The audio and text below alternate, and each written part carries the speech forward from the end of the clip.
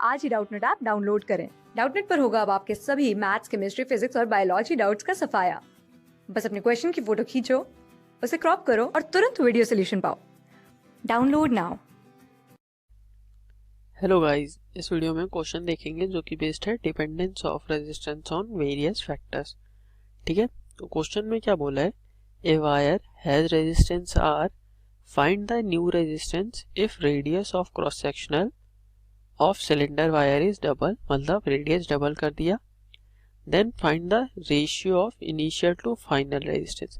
हमें क्या फाइंड करना है, रेशियो ऑफ इनिशियल रेजिस्टेंस और फाइनल रेजिस्टेंस का। ठीक है, तो इसका फॉर्मूला क्या होता है, जो आर डैश होता है, अगर सपोज हम रेडियस को चेंज करें एन टाइम्स, ठीक है, ये फॉर्मूला सिर्फ कब वैलिड होता है, जब रेडियस को चेंज करें। तो अगर हम एन टाइम्स रेडियस को चेंज करते हैं तो हमारा रेजिस्टेंस क्या हो जाता है, आर अपॉन एन की पावर 4। ठीक है, यानी आर डैश क्या हो जाएगा, आर अपॉन एन की पावर 4। अब ये मतलब कैसे आया फॉर्मूला, देखो क्या होता है, जो मतलब क्या, ये रेजिस्टेंस जो होता है वो क्या होता है, रो एल बाय ए होता है। ठीक है, अब हमने क्या किया, सिलेंड्रिकल वायर की मतलब जो रेडियस है वो डबल कर दिया। ठीक है, तो यहाँ क्या आ जाएगा, पाई, ये एरिया क्या होता है पाई आर स्क्वायर, और यहाँ रो एल आ गया। ठीक है, लेकिन ये अब दिख रहा है जो रेजिस्टेंस है वो क्या है, आर स्क्वायर के इनवर्सली प्रोपोर्शनल है। ठीक है, तो यहाँ एन स्क्वायर आना चाहिए, लेकिन ये लेंथ भी चेंज होगी। ठीक है, लेंथ भी स्क्वायर टाइम्स चेंज हो जाएगी। मतलब इसे अगर मतलब करना है तो देखो कैसे होगा, v dash should be equal to v, मतलब जो हमारा इनिशियल सिलेंडर का वॉल्यूम था वो फाइनल वॉल्यूम के इक्वल होना चाहिए, क्योंकि हमने उसे क्या किया, कंप्रेस करके उसका रेडियस डबल किया होगा, है ना। तो ये क्या हो जाएगा, v डैश क्या हो जाएगा, l इंटू एरिया, और सॉरी l डैश इंटू ए डैश, और ये क्या हो जाएगा l इंटू एरिया, है ना। तो यहाँ से हमें क्या निकालना है, l डैश कितना आ जाएगा, ए डैश हमने कितना कर दिया है, डबल कर दिया, है ना। मतलब सॉरी ए नहीं, हमने रेडियस डबल कर दिया, यानी एरिया क्या होगा, pi R square, pi R dash का स्क्वायर, इसे डैश लिख लेते हैं, यहाँ नीचे ही लिख लेते हैं, और ये क्या हो जाएगा, L into pi R square. ठीक है, तो हमने क्या कर दिया, रेडियस डबल कर दिया, यानी एल डैश जो आया, पाई से पाई कैंसिल हो जाएगा, और यहाँ आर डैश क्या हो जाएगा, 2r का square is equal to L pi R square. ठीक है, अब ये कितना हो जाएगा, 4r का स्क्वायर, यानी एल डैश हमारा कितना हो गया, 4r का square, sorry L dash into 4r square is equal to L pi R square. तो आर स्क्वायर से आर स्क्वायर कैंसिल हो जाएगा, पाई से पाई कैंसिल हो गया था पहले ही, सॉरी यहाँ पाई से पाई पहले ही कैंसिल हो गया था। तो हमारा एल डैश जो आया वो क्या आया, एल बाय 4। समझ गए, तो देख सकते हैं हम एल रेडियस को अगर 2 टाइम्स इंक्रीज करते हैं तो क्या होता है, एल 4 टाइम्स डिक्रीज होता है। समझ गए, तो ये एक तरह से इनवर्सली मतलब जैसे 2 टाइम्स डिक्रीज करेंगे तो एल बाय 4 हो जाएगा। समझ गए, तो यानी एन स्क्वायर इसका अपॉन एन स्क्वायर इस लेंथ का। समझ गए, तो इसलिए n की पावर 4 आ गई। ये फॉर्मूला डायरेक्ट याद रहेगा तो बढ़िया है, क्योंकि ये सब प्रोसेस फिर नहीं करनी पड़ेगी इतनी लंबी। समझ गए, तो जब भी रेडियस चेंज करें तो फॉर्मूला मतलब रेजिस्टेंस कैसे चेंज हो जाता है, r अपॉन एन की पावर 4। तो r डैश हमारा क्या हो जाएगा, r n कितना हो जाएगा, रेडियस हमने डबल किया यानी 2 टाइम्स हो गया, तो 2 की पावर 4। ठीक है, अगर हाफ करते तो क्या होता, 1/2 की पावर 4, ट्रिपल करते तो यहाँ 3 की पावर 4, 1/3 करते तो 1/3 की पावर 4। ठीक है, अभी हमने क्या किया, डबल, तो 2 की पावर 4, यानी r डैश हमारा कितना आ गया, r बाय 16। 2 की पावर 4 क्या होता है, 16। अब हमसे क्या पूछा है, ratio of initial to final, यानी r अपॉन r डैश पूछा है। तो इस r को इधर ले जाते हैं, यानी r अपॉन r डैश कितना आ गया, 16 को इधर ले गए तो ये 16 अपॉन 1। तो हमारा रेशियो क्या आ गया 16:1, यानी हम देख सकते हैं जो हमारा फाइनल रेजिस्टेंस है वो डिक्रीज हो गया क्योंकि इन्वर्सली प्रोपोर्शनल है या ना, समझ गए। तो ये फॉर्मूला इंपॉर्टेंट है, याद रखना। First part complete. Second part पे आते हैं। If the length of wire is increase by 10% then find the percentage increase in the resistance. ठीक है, लेंथ 10% इंक्रीज कर दी, तो सपोज हमारा इनिशियल रेजिस्टेंस क्या था, R is equal to rho L by A. अब हमने क्या कर दिया, L डैश 10% इंक्रीज कर दिया बाय 10%, यानी L plus 10 by 100 into L। Percentage मतलब परसेंट क्या होता है, 10 बाय 100 इंटू L। तो ये हमारा क्या हो जाएगा, 100 LCM लेंगे तो 100L plus 10L divided by 100, यानी ये क्या आ जाएगा 110L बाय 100। इसे लिख सकते हैं 1.10L। ठीक है, तो L डैश हमारा क्या आ गया 1.10L। इसे डायरेक्ट भी लिख सकते थे पर कोई दिक्कत ना हो इसलिए हमने पूरी मतलब कैलकुलेशन करी है। तो L डैश हमारा क्या आ गया 1.10L। अब एरिया क्या हो जाएगा, एरिया क्या कांस्टेंट रहेगा, सोच के बताओ एक बार। देखो हमने उसी वायर को कंप्रेस करके उसको हमने खींचा तो उसकी लेंथ हो गई 1.10 टाइम्स, यानी 10% बढ़ गई, तो उसका एरिया ऑब्वियस ही बात है डिक्रीज हुआ होगा, है ना।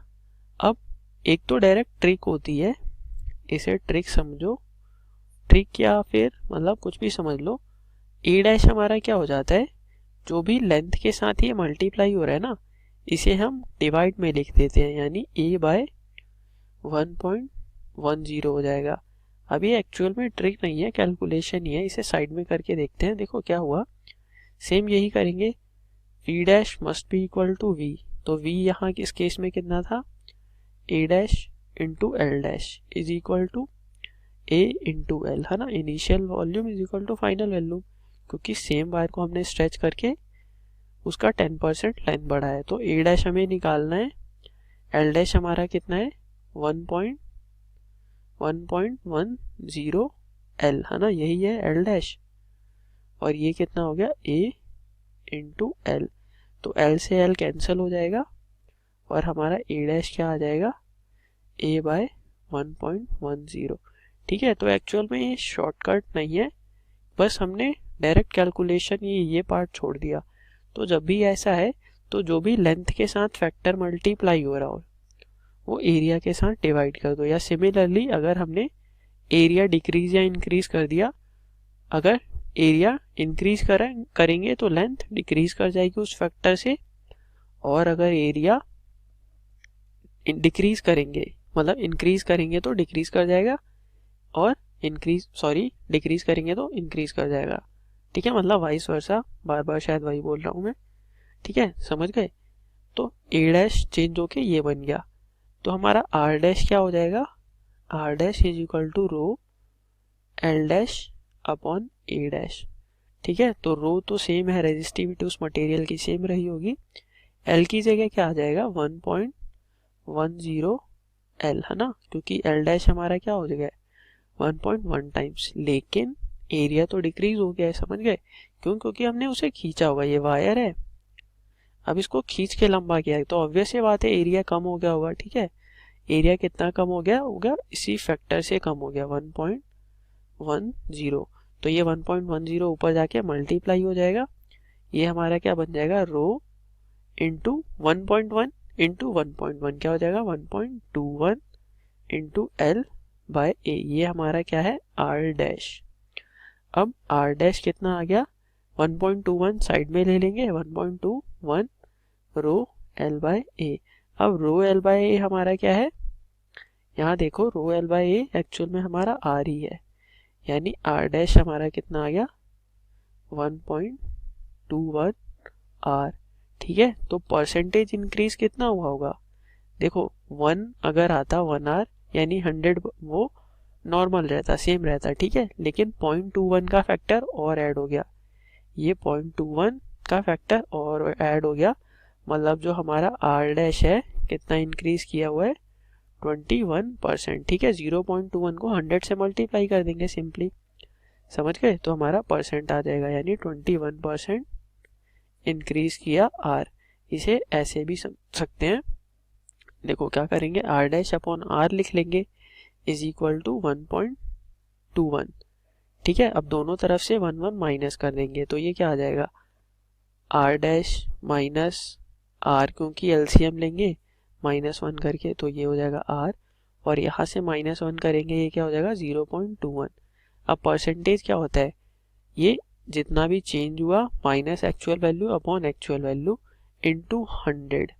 ठीक है, तो यहाँ 100 मल्टीप्लाई करेंगे तो 21% आ जाएगा। ठीक है, तो ये यहाँ से भी हमें साफ साफ दिख रहा था कि कितना इंक्रीज किया, 21%। तो सेकंड वाले का क्या आंसर हो जाएगा, 21% हमारा रेजिस्टेंस इंक्रीज कर जाएगा। क्यों, क्योंकि 1.21 है। सपोज यहाँ अगर 0.79 आर होता तो 21% डिक्रीज कर जाता। ठीक है, समझ गए। अब सेकंड केस में हमें क्या बोला है, लेंथ जो है 20% इंक्रीज कर गई तो रेजिस्टेंस पे क्या फ़र्क पड़ेगा। ठीक है, तो इसमें हम ये सारी प्रोसेस नहीं लगाएंगे, लंबी सी जो हमने मतलब शॉर्टकट बनाए थे वो यूज़ करेंगे। ठीक है, लेंथ जो है हमारी, इसे लूप पेन से लिख लेते हैं, तो लेंथ हमारी क्या है, 20% इंक्रीज कर गई। 20% इंक्रीज कर गई मतलब 1.20 L हो गई होगी, है ना। इसे एक बार ऐसे करके ट्राई करना, अगर समझ नहीं आया तो पीछे जाके इतना पार्ट देखो फिर इसे डायरेक्ट करने की कोशिश करना। ठीक है, क्योंकि पेपर में अगर एंट्रेंस एग्जाम में ये क्वेश्चन आया तो इतनी लंबी प्रोसेस करने में काफ़ी टाइम लगेगा। ठीक है, तो डायरेक्ट ऐसे करा करो, जो एल डैश है 20% इंक्रीज कर गया मतलब 1.20 L हो गया होगा, है ना, बाय 20% अगर हुआ है तो। और ए डैश क्या हो गया होगा, अभी बताया था, ये जो फैक्टर होता है वो उसके डिवाइड में लिख देते हैं, यानी ए जो हो गया होगा 1.20 ए बाय 1.20। ठीक है, अब आर डैश क्या हो गया होगा, आर डैश हो गया होगा रो L dash by A dash. ठीक है, मतलब अगर हम इसी चीज़ को रिपीट करें बार बार तो काफ़ी शॉर्टकट नहीं, मतलब काफ़ी कम टाइम बचेगा। ठीक है, ये भी हमें कैलकुलेट एक्चुअल में नहीं करना पड़ेगा। क्या करेंगे, 1.2 का स्क्वायर कर देंगे, जो भी आंसर आया वो परसेंटेज इंक्रीज हो जाएगा। नहीं समझ आया तो यहाँ करके देखते हैं। रो एल डैश हमारा क्या हो गया, 1.20 L। ठीक है, एरिया हमारा क्या हो गया, ए डिवाइडेड बाय 1.20। ठीक है, तो अब आगे करेंगे, ये क्या हो जाएगा, R dash is equal to rho L by A, और ये 1.20 ऊपर जाके मल्टीप्लाई हो जाएगा 1.20 से, तो 1.20 इंटू 1.20। ठीक है, एक्चुअल में ये क्या है, 12 का स्क्वायर, तो 12 का स्क्वायर क्या होता है 144, और 0.2 के बाद लग जाएगा 0, हमने अभी हटा दिया, मतलब पॉइंट के बाद 0 सिग्निफिकेंट नहीं होता, समझ गए, तो हमने ये 0 कंसिडर नहीं किया। और 12 का स्क्वायर क्या हो गया 144, 2 के बाद पॉइंट लगा दिया। ठीक है, तो 144 हो गया। अब ये हमारा क्या है, आर के इक्वल, तो आर डैश कितना आ गया 1.44 आर। अब बिना ये कैलकुलेशन करे इतनी बताओ कि कितना इंक्रीज हुआ है रेजिस्टेंस, देख के, सिर्फ इसे देख के 44% है ना, आर डैश जो है हमारा 44% इंक्रीज किया होगा। क्यों, क्योंकि यहाँ 1.44 है, तो अभी बताया था जो ये फैक्टर होता है उतना हमारा परसेंटेज इंक्रीज होता है, तो यहाँ फैक्टर क्या है 0.44, तो इसे 100 से मल्टीप्लाई कर देंगे, यानी 44% इंक्रीज हुआ है। ठीक है, तो इसका आंसर क्या हो जाएगा 44% इंक्रीज इन रेजिस्टेंस। ठीक है, तो जितनी बार हम कोई भी क्वेश्चन रिपीट करते हैं उतनी मतलब क्या होती है, उतना टाइम हम कम लेते हैं। ठीक है, तो यही इसमें समझ गए ना। ठीक है, thank you guys for watching this video.